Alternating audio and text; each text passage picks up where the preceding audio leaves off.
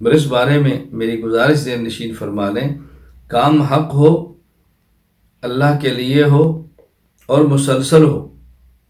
میری بات توجہ سے اپنے دل کی تختیوں پہ نوٹ فرما لیں، کام حق ہو، اللہ کے لیے ہو اور مسلسل ہو، اللہ تعالیٰ اس کا نتیجہ عطا فرماتے۔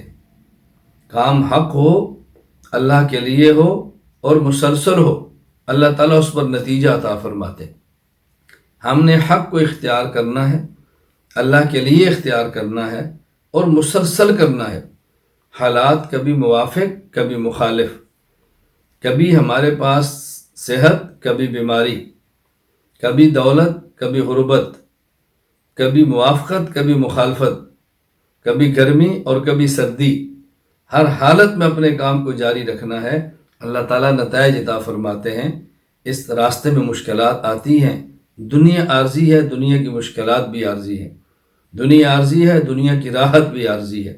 اس خوشی اور راحت اور غم کی راحت کو چھوڑ دیں، بس آخرت کو سامنے رکھیں گے تو انشاءاللہ پھر مشقت میں بھی کام کرنے کا مزہ آئے گا، تکلیف میں بھی راحت محسوس ہوگی جب آخرت مقصود ہوگی اور آخرت سامنے ہوگی۔ اللہ تعالیٰ ہم سب کو قبول فرما لے، اللہ تعالیٰ آپ سے بھی راضی ہو جائے، اللہ آپ کی برکت سے مجھ سے بھی راضی ہو جائے، اللہ ہم سب کو قبول فرما لے۔